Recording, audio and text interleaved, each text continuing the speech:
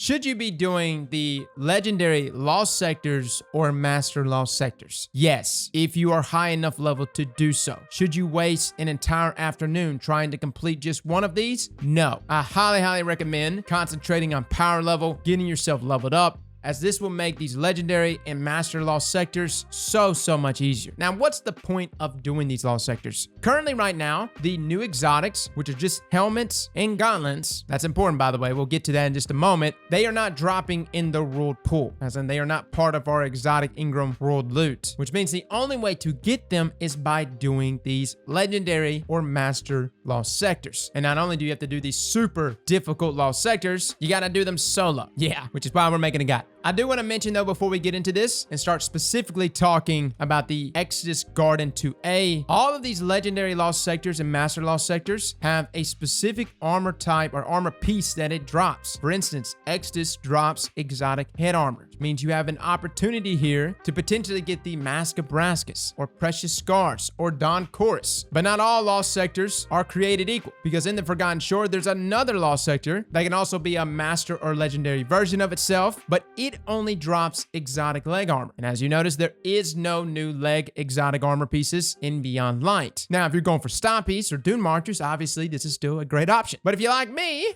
I just want to get the new exotics. So keep that in mind, guys. Observe the lost sector and actually look underneath the recommended power to see what it drops specifically. Now, in order to even unlock these lost sectors, you have to complete the lost sector normally. And then upon completing the lost sector normally, if it is in the daily rotation, a master or legendary version of itself will be present. Now, this rotates daily. Like yesterday, the MojoDesk Garden 2A was available as a legendary version of itself. And then today, a reset, it converted to a master version. I don't know if there's like a set rotation for this or if this is random. Europa's also involved with this as well, as there are legendary and master lost sectors present on that destination too. There is no way to like convert these lost sectors to a master or legendary version of itself. It's simply on a rotation of some sort. The main thing is, before you waste a bunch of time doing any of these lost sectors, make sure it's actually dropping the armor piece that you're looking for. With that being said, let's talk about MojoDesk Garden 2A. This is going to be a guide for you now and for the future, whether you're doing the legendary or master version, because I don't see the tactics that you see here in front of you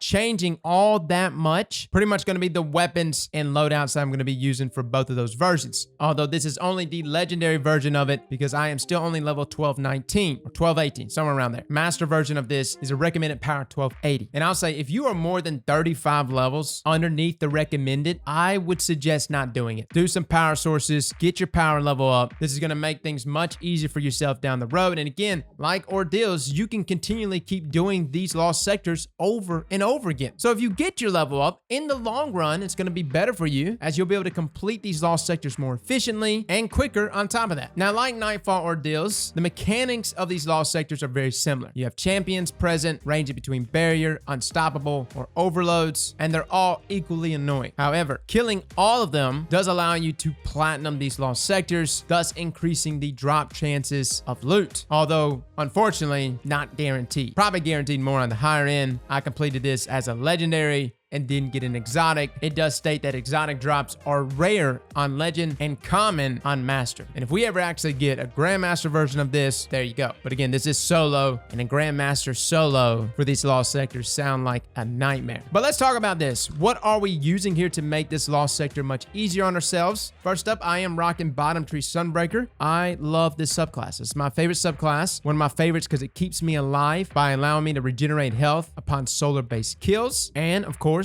the sunspots just absolutely melt enemies. Even with me being as underleveled as I am in this activity, sunspots just wreck. And combined with something like thermite grenades, it allows for easy cleanup of all these hats. Now, the weapons of choice are very much like our Nightfall ordeal loadouts. Guillotine for our sword, Ikelos SMG for the spawning of Warmod cells, which we're greatly taking advantage of, and Izanagi's Burden. The only recommendation I really make out of all this, I don't think Guillotine is necessary. I think Ikelos SMG, though, is a clear winner, especially if you've got one that rolled with Disruption Break. This allows for the follow-up shot with Izanagi's Burden to deal more damage upon breaking barrier champions' barriers. Now, there's no unstoppables in this specific lost sector, just got some overloads and barrier champions, which is why I'm able to actually take advantage of this artifact mod here.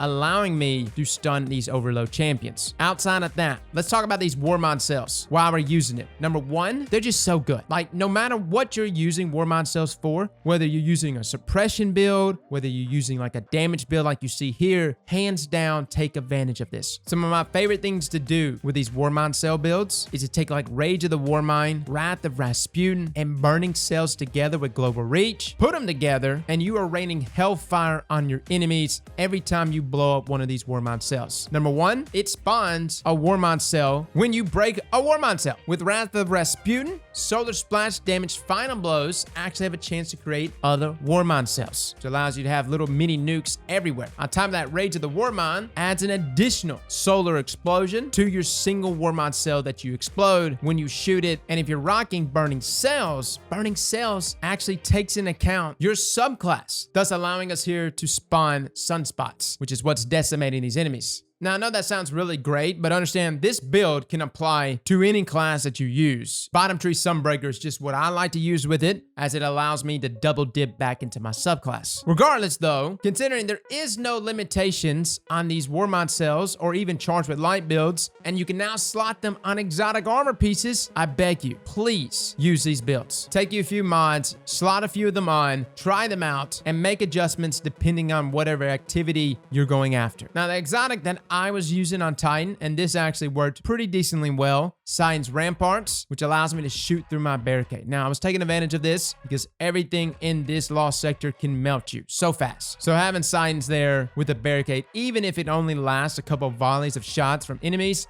is enough for me to just get up, pop a few shots off, and then dip back into cover. Overall, these lost sectors get easier and easier the more you do them. I mean, that's the thing. The more you play with them, the more you see how these enemies react, where they spawn, you can immediately take them down. And what's so beautiful about the boss is it's got this entire boss room, right? You don't have to kill anything else in this room. You simply just have to kill the boss, which is why if you're rocking Izanagi's Burden here, this makes this last part so easy. You can just sit in the back, pop your barricade, shoot some shots off into the boss, and then proceed to run to the lost sector chest and loot it whenever you're done. And as you can see there, it actually stated that I platinumed the thing. So for at least the legendary version of this lost sector, there's no champions in that final room. Overall, take your time with it, be methodical about this, play with some builds, and you should be able to easily do this lost sector. But like I said a second ago, guys, power level first above all things, and then do these lost sectors. Although, do whatever you want to do, man. If you want to sit there and well on a lost sector all afternoon long in hopes of getting the new exotic, by all means, go right ahead. Me personally, though, I'm going to concentrate on my power level. That way I can easily speedrun these lost sectors in the future. Fellas and ladies, thank you all for coming and watching. And as always, slap that like button like your mama told you right.